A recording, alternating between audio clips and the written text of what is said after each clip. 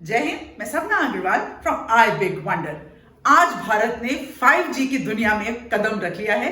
माननीय प्रधानमंत्री जी ने प्रगति मैदान में आईएमसी के अंदर इसका लॉन्च हुआ। बहुत सारे लोगों के मन में एक प्रश्न हो रहा होगा कि भाई इंटरनेट की स्पीड बढ़ जाएगी, ऐसा क्या 5G या 4G में अंतर है जो हम इतनी बड़ी लेवल पर बात कर रहे हैं। तो देखिए, पहले चरण में ये 13 सिटीज के अंदर होगा। आप 13 सिटीज मेरे डिस्क्रिप्शन बॉक्स में भी देख सकते हैं। अच्छा, यहां पर इससे पहले के लोगों को लेके सिर्फ 13 शहर, अगले 3 सालों के अंदर हर गांव और तालुके तक पहुंच जाएगा। मैं बहुत सारी बातें आज अपने वीडियो के अंदर करने वाली हूं, किन किन सेक्टर्स में एजुकेशन को लेकर और खास एजुकेशन में क्या क्या होने वाला है। इन सब चीजों को जानने के लिए जल्दी से मेरे वीडियो को लाइक कर लें, चैनल को सब्सक्राइब करें अगर अब तक ना किया हो, बेल बटन भी बजा दें ताकि आप किसी नोटिफिकेशन से वंचित ना हो। मैं बहुत एफर्ट करके रिसर्च करके आपके लिए वीडियोस बनाती हूँ।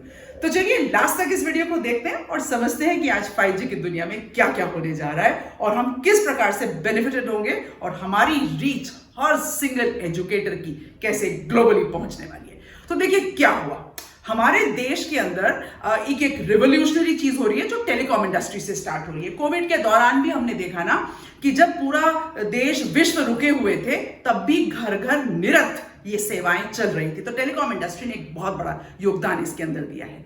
हमारे देश में लगभग 117 करोड़ टेलीकॉम यूजर्स हैं और करीब 82 to 85 करोड़ इंटरनेट यूजर्स हैं। मतलब इंडिया विश्व का सेकेंड लार्जेस्ट इंटरनेट यूजर है। मैकिन्से की एक स्टडी ये कहती है कि ग्लोबली हम लार्जेस्ट इकोनॉमी है, सेकेंड लार्जेस्ट इकोनॉमी है डिजिटलाइजेशन के अंदर। 5G या 5th जनरेशन का इंटरनेट की स्पीड आने से पता ही क्या होने वाला है, 20 Gbps गीगाबाइट पर सेकेंड की स्पीड से, वर्सेस जो अभी 4 या 4G है दैट इज 1 Gbps की स्पीड। इसका इंपैक्ट 100 टाइम्स होने वाला है। यहां मैं आपको 20 टाइम्स बता रही हूं। अभी मैं आगे बहुत सारी बात करूंगी। इस वक्त जिस फेज से हम गुजर रहे हैं, हम इंडस्ट्रियल रेवोल्यूशन 4.0 से गुजर रहे हैं। ऐसा कहा हमारे इंडस्ट्रियलिस्ट ने कि हमने इंडस्ट्रियल रेवोल्यूशन 1, 2, 3 में मिस आउट कर दिया।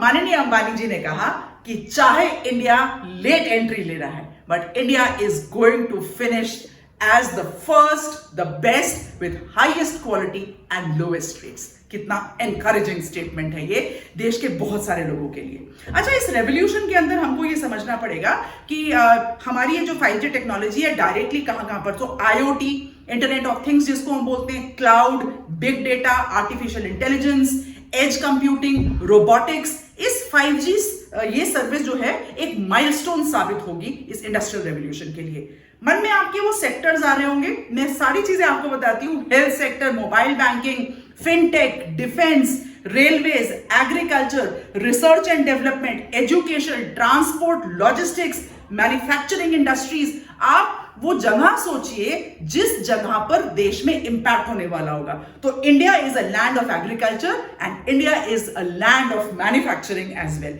क्या आप सोच सकते हैं कि टेलीकॉम इंडस्ट्री 500 से 600 करोड़ के प्रोडक्ट्स को इंपोर्ट करता था जो कि अब भारतवर्ष में बन रहे हैं।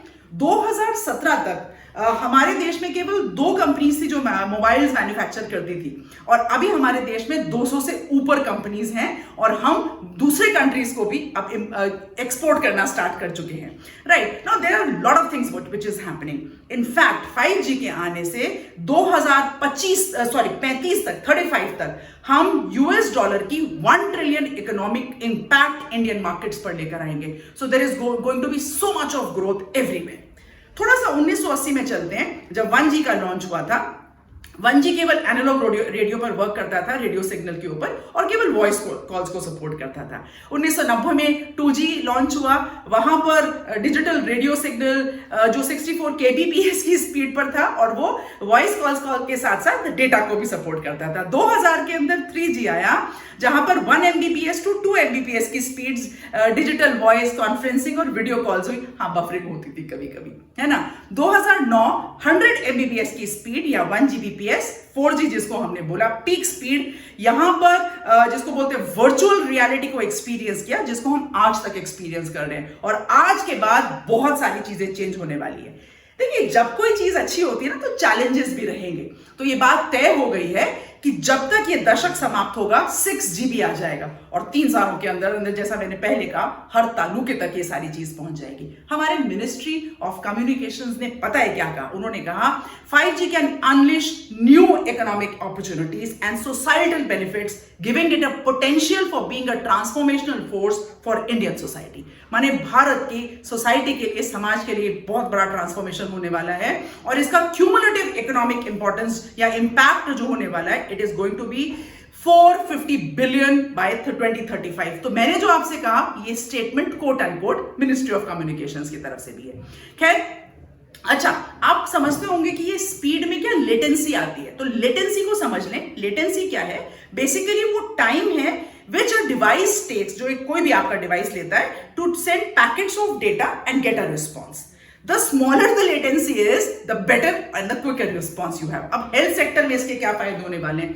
गांव में एयरटेल ने दिखाया कि उन्होंने मोबाइल वैन्स दिखाए, अलग अलग 2 तरह की। एक मोबाइल एम्बुलेंसेस थी जो करीब 50 लाख के अंदर उन्होंने बनाई, और एक 7 to 8 लाख के अंदर जिसको एक जगह से दूसरी जगह मूव किया जा सकता है, जिसमें गर्भवती महिलाएं या ऐसे कोई इमरजेंसी के केसेस कि अगर उनको स्टेथोस्कोप वहां पर लगाया जाएगा तो रियल टाइम में जहां पर वो डॉक्टर से संपर्क कर रहे हैं उनको रियल टाइम में सुनाई देगी। तो हम ये सर्विसेज गांव तक पहुंचा सकते हैं, बेस्ट मेडिकल सर्विसेज। ऐसे ही 3 अलग अलग सैंपल्स प्रधानमंत्री मोदी जी ने खुद लिए, राइट। अभी मैं आपको आगे बताऊंगी कि कैसे उन्होंने बच्चों से बात करी। C.DOT करके एक ऑर्गेनाइजेशन है जहां पर उन्होंने बहुत सारे स्टार्टअप्स को भी सपोर्ट किया, और उन्होंने कहा कि वेदर रिपोर्ट, मेट्रोलॉजिकल जो ये है, all India radio, DD Doordarshan, mobiles पर इंडिजिनस मेड इन इंडिया ये सारी हमारी सॉफ्टवेयर हैं, और वहां पर अगर कहीं पर कोई इमरजेंसी या डिजास्टर मैनेजमेंट जैसी कंडीशंस आती हैं, तुरंत रिपोर्ट उसी स्पीड से हमारे पास पहुंच जाएगी और हम इमीडिएटली राइट टाइम के अंदर यहां पर अपने स्टेप्स ले पाएंगे। आईएमसी के अंदर मोर देन 100 स्टार्टअप्स को सपोर्ट किया गया। नाउ डीआरडीओ ने कहा कि अब हमको बाहर से टेक्नोलॉजी लेने की जरूरत नहीं पड़ेगी, क्योंकि हमारी इंफॉर्मेशन लीक हो जाती थी, और अब जिसको वो सर्टिफाई करेंगे वहीं से सारी टेक्नोलॉजी होगी, तो बहुत सारी इंफॉर्मेशन हमारी सिक्योर्ड हो गई। आत्मनिर्भर भारत, जिसमें ease of living and quick services, right, उसके ऊपर बात हो रही है, राइट। एयरटेल ने और भी चीजें दिखाई। उन्होंने, जैसे जियो ने कहा कि मैं 2023 दिसंबर तक हर तालुके तक पहुंचा देंगे। एयरटेल ने कहा ईज ऑफ एग्रीकल्चर, यहां पर उन्होंने smart agriculture, agri solutions, irrigation, per drop more crop, जो कि इंडिपेंडेंस डे पर प्रधानमंत्री जी ने लाल किले के प्राचीर से ये बात कही थी, उसको कर दिखा दिया।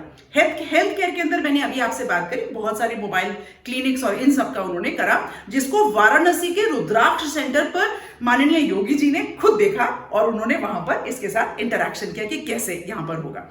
एग्री फार्मिंग के अंदर drone based farming, high security routers, AI based, जो कोई थ्रेट आ जाता है जैसे अटैक हो गया किसी कीड़े का या किसी चीज का, ये सारी चीजें होंगी। इसी के साथ साथ ऑटोमेटेड गाइडेड व्हीकल्स, माइंस के अंदर, ऑफशोर रिग्स पर जो काम करते हैं उन सब के लिए, ऑगमेंटेड रियलिटी एजुकेशन के अंदर बहुत बड़ा धमाका ऑलरेडी स्टार्ट कर चुकी थी, और अब कैसे होगा वो सब हमने अपनी आंखों से आज लॉन्च के वक्त भी देखा। मैं ऑटोमेटेड व्हीकल्स की बात कर रही थी, तो सीवेज मॉनिटरिंग सिस्टम, जहां पर ह्यूमन बीइंग को भेजा जाता था, वो बिल्कुल समाप्त हो जाएगा, राइट। ये सारी फील्ड्स यहां पर होने वाली हैं, और गवर्नमेंट ये चाहती है हमारे देश की कि मैक्सिमम लोग, कंपनीज इसके अंदर पार्टिसिपेट करें। वर्चुअल रियलिटी और ऑगमेंटेड रियलिटी से, जिसको उन्होंने कहा जय अनुसंधान, ये भी बात हुई थी।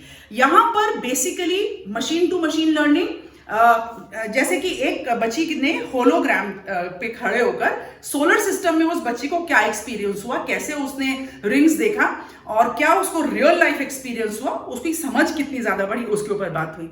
एक दूसरी बच्ची जो कक्षा में बैठी हुई थी, टीचर लेस क्लास के अंदर पढ़ रही थी, हाँ, उनसे ये जरूर पूछा गया कि अगर टीचर नहीं होंगे तो आपका बाहर खेलने जाने का मन होगा, तो उन बच्चों ने कहा क्या, जब उनसे कहा गया कि इस ऑटोमेटेड टीचर को ये कहा जाए कि बच्चों तुमको यहाँ पर ध्यान देना है, ये डाल दें इसके अंदर, तो बच्चों ने कहा हाँ, आगे डाल दीजिए। देखिए, बच्चे हैं, मन के सच्चे होते हैं, उन्होंने बिल्कुल ये बात कह दी। गुरुशाला के नाम से इसको लॉन्च करा गया है, और ये हमारी रीच बिल्कुल गांव तक, बच्चों तक बेस्ट एजुकेशन पॉसिबिलिटीज के साथ बढ़ा देगा। Communication, data security, OTT platforms, SIM cards को पहले आईएमपी नंबर्स को रजिस्टर करना पड़ेगा, इससे जो टेररिस्ट जो लोग होते थे ना बहुत सारे मोबाइल अलग अलग नंबर से ले लिए, उन एक्शंस पर काफी कंट्रोल आ जाएगा। जैसे मैंने बोला था गाइडेड व्हीकल्स जो होंगे, तो ऐसी जगह पर जहां पर मिलिट्री या पुलिस को जाना पड़ता है टेररिस्ट के इलाकों में, वहां पर वो व्हीकल्स जाकर काम करेंगे, तो हमारी ह्यूमन लाइफ का होगा। साथ ही साथ 5G ease of doing business के ऊपर भी बात करेगी। DOT और COAI जो IMC के अंदर था, वहां पर ये अनाउंस भी किया गया कि बहुत जल्दी हम एशियन मोबाइल कांग्रेस या ग्लोबल मोबाइल कांग्रेस का लॉन्च करेंगे, क्योंकि हम बहुत स्पीड से इसके अंदर बढ़ रहे हैं। राइट, ये सारी बातें देखकर हमको ये जरूर बता रही हैं कि 5G एजुकेशन के फील्ड में एक मतलब अतुलनीय क्रांति लेकर आने वाला है। वो बच्चा जो कहीं पर भी रहकर रियल लाइफ एक्सपीरियंस के साथ पढ़ना चाहता है, ताकि उसकी समझ बढ़े, ताकि उसको ये समझ में आए कि उसको किस चीज में इंटरेस्ट है और वो कैसे आगे बढ़ सकते हैं। क्योंकि मैन्युफैक्चरिंग बढ़ रही है, तो जो बच्चे वोकेशनल एजुकेशन को ऑप्ट करेंगे उनके लिए ईज ऑफ बिजनेस बढ़ता चला जाएगा, ताकि वो आत्मनिर्भर होकर देश की सेवा और देश के अंदर योगदान दे पाए। मैं अन्य भारतीयों के साथ आप सब मिलकर हम एक दूसरे को अनेक शुभकामनाएं देते हैं। और जैसा कि मैं हमेशा कहती हूं that everybody has a right to say I big wonder. I am sure ये केवल प्रारंभ है प्रचंड। तो डेफिनेटली हम दुनिया में अपना मार्ग बनाएंगे। इसी के साथ मेरे वीडियो को लाइक करें, चैनल को सब्सक्राइब करें, आपके कोई कमेंट्स हो नीचे जरूर डालें, इस वीडियो को सबके साथ शेयर करें। आज के लिए जय हिंद।